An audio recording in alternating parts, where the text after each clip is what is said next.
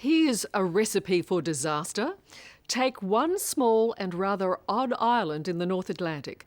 Add a bunch of fishermen who fancied themselves as international bankers. Mix in a dash of hot Viking blood and voila! You have a total catastrophe called Iceland. If you think we've got problems, wait till you see this place. When the world economy started sliding, Iceland went into total meltdown. It was the first country to go completely broke.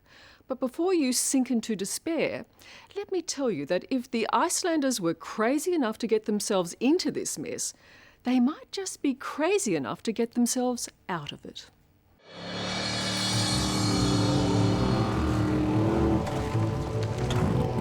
They've been bred rough and tough and slightly crazy.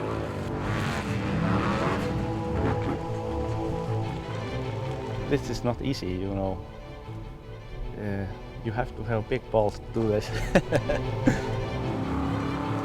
Welcome to Formula Off-Road Trucking, the insane national sport of Iceland.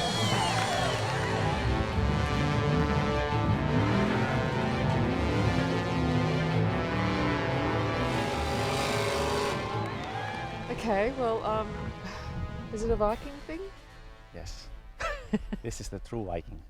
You are the true Viking. Yeah, yes I am.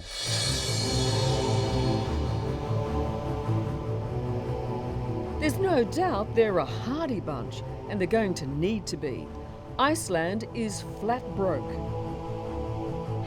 It was like a natural catastrophe, or a big earthquake, or a volcanic eruption, which we are quite used to in Iceland. So we are actually used to such events, or avalanches, or whatever. But this was different because this was man-made. Icelanders have always been fishermen, living among glaciers and geysers, tapping the heat of the earth and harnessing the country's wild rivers to produce their power.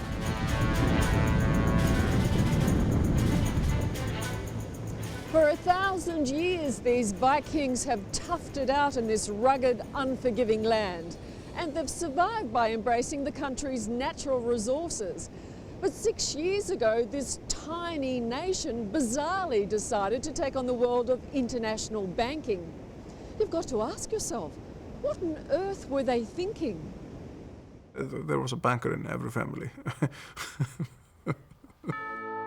33-year-old Stefan Alfsson was a fisherman who, like so many other Icelanders, became a banker, a high-flying currency trader.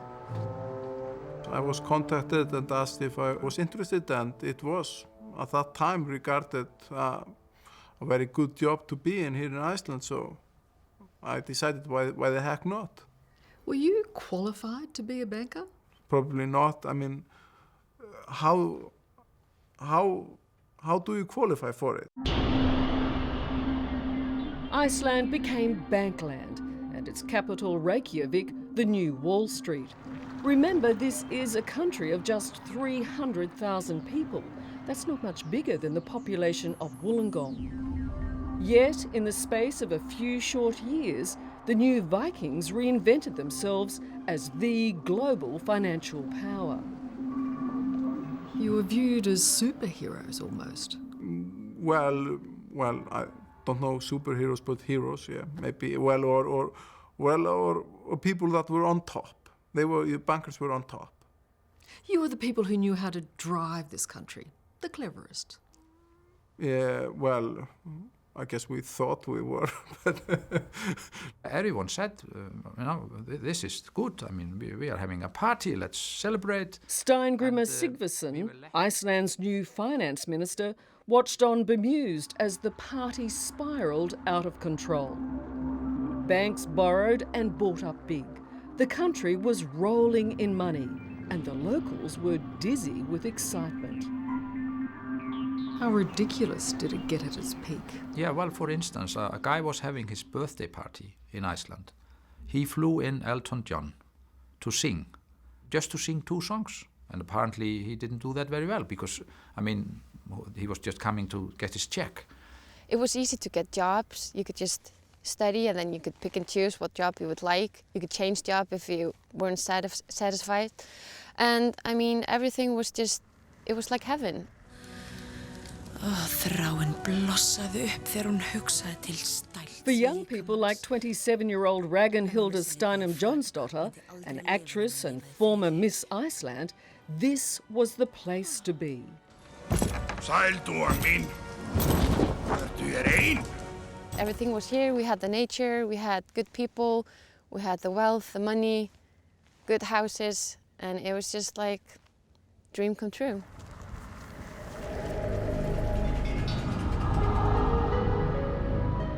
But almost overnight, the House of Cards came crashing down.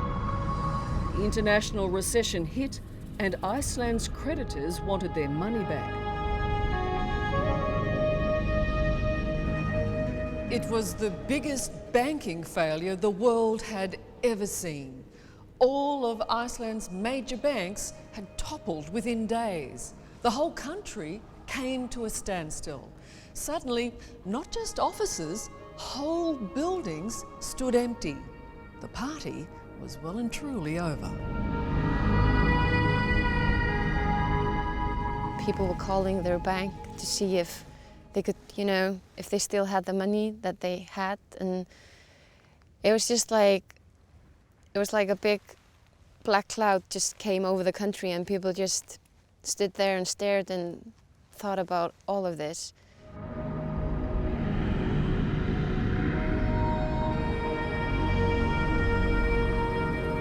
I was surprised that I guess people were more angry and more let down than I had realized. I mean, of course, new people were angry. Maybe the difference is that, I mean... You're a banker and they weren't. Yep, that might be it. No wonder they were angry. So many people held home loans in foreign currencies and found as their local currency, the krona, crashed, along with their banks, their debts had skyrocketed.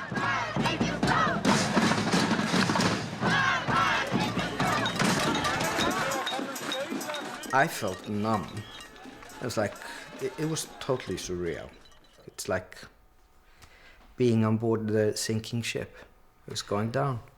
Lifa and his wife Cisa were planning their retirement. Now they've lost their life savings and probably their home.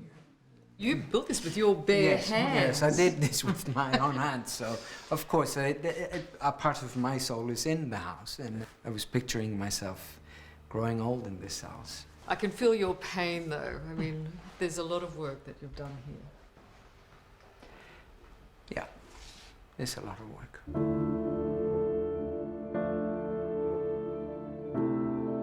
If we lose the house, probably somewhere between 25 and 40% of everybody in Iceland should lose their houses because they're in similar situation as we are.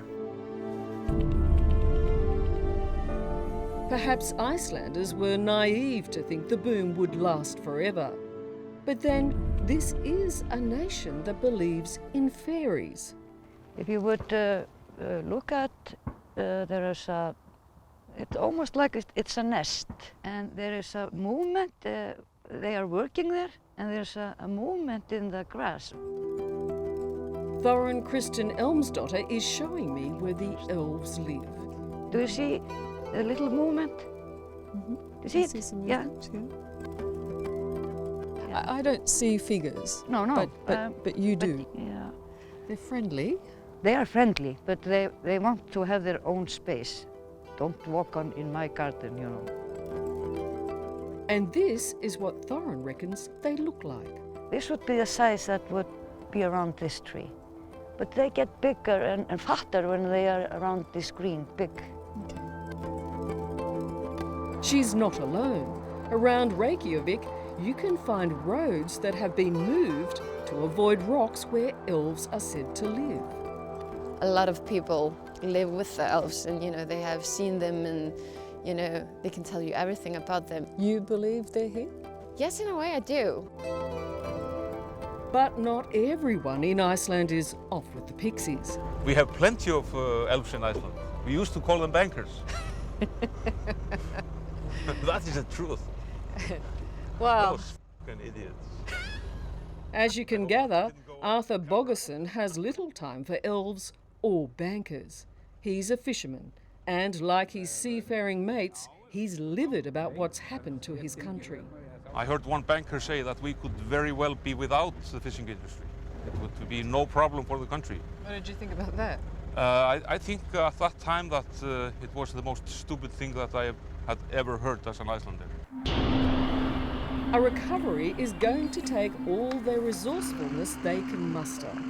Every man, woman and child in Iceland is said to owe at least $300,000. But spend a bit of time in Iceland and you get the feeling no one's panicking. I guess it's because they're all in the same boat. And at the end of a hard day counting their losses, they can always soothe their jangled nerves in the world's biggest hot tub. You just let go because it's going to kill you. You really start looking at things, what's really valuable in your life.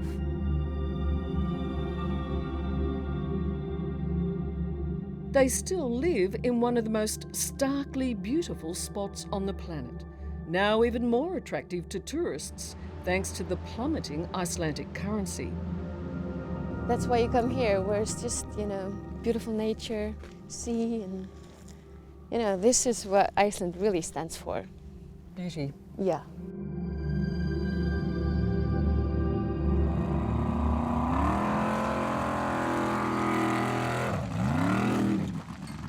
Of course, there's no guarantee it won't all happen again.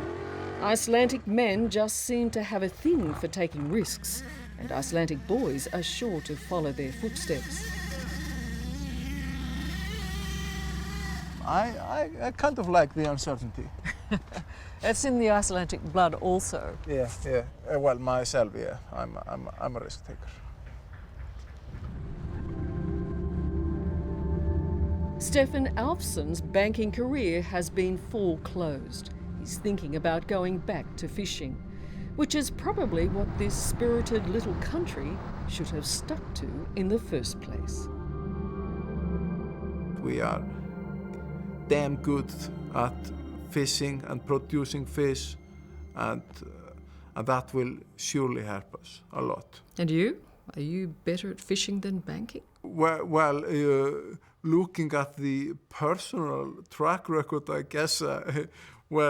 It's hard to say that I was better at banking than fishing. So I go with fishing. Hello, I'm Tom Steinfort. Thank you for watching 60 Minutes Australia. Subscribe to our channel now for brand new stories and exclusive clips every week. And don't miss out on our extra minute segments and full episodes of 60 Minutes, which are on 9now.com.au and the 9Now app.